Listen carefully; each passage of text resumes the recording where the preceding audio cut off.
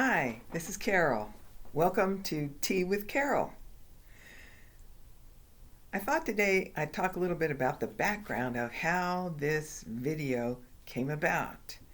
Um, I'm currently taking prophetic processing with Michelle Dews from the mission in California and Vacaville, California, and really enjoying the course.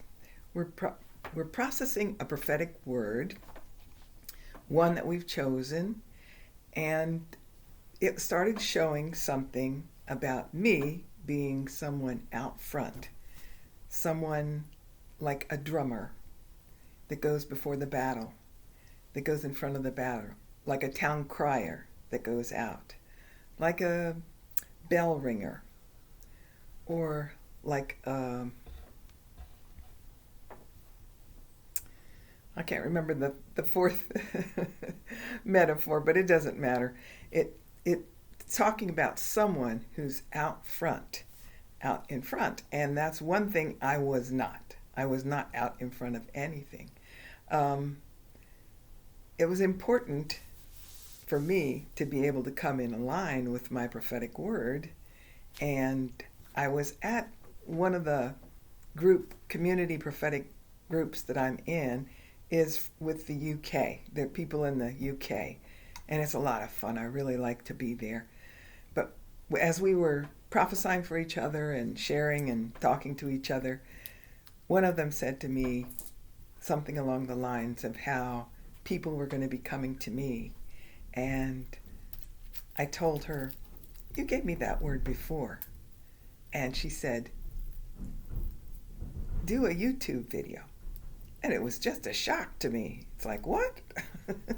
So, anyway, I decided to follow that up. Of course, there's a lot more in there that I didn't talk about that was God's involvement. Those were just the outward circumstances. In the meantime, God's telling me to be still and sit in front of Him, get to know Him, spend time with Him. And that's not unusual. That is something He wants all of us to do as we're drawing near to Him. But He said to let His love fill me, and that as His love filled me, the residual of that would be joy and peace. And in my word, it says I'm an atmosphere changer who will bring joy and peace.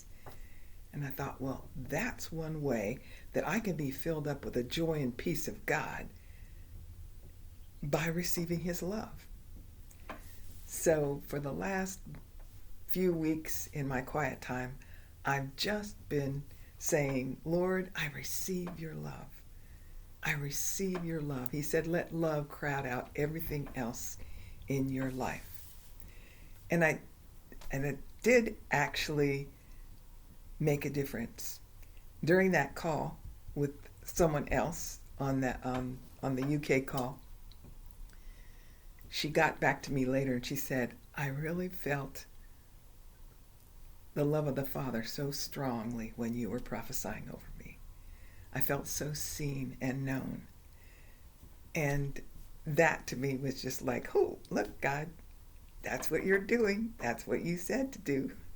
Just to let that love just fill me up to overflowing, so that it does overflow, so that it does pour out on other people. So anybody can do it. Anybody can do it.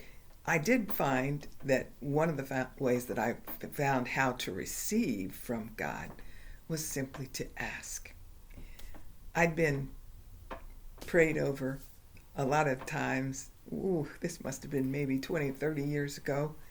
And every time I went up to be prayed for, I would be told, rest. Rest. You need to rest.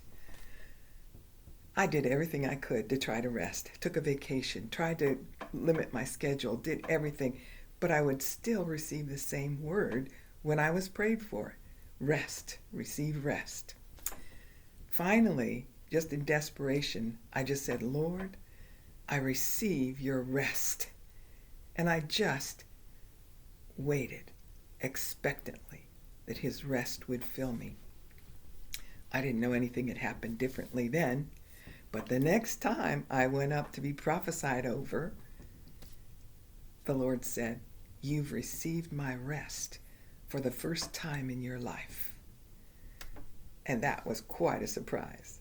So that taught me how to receive from him, how to receive love from him. That I just say, "I receive your love," and expect that it will happen. And just receive it within me. Anyone can do that. Anyone. That's the way he's made us.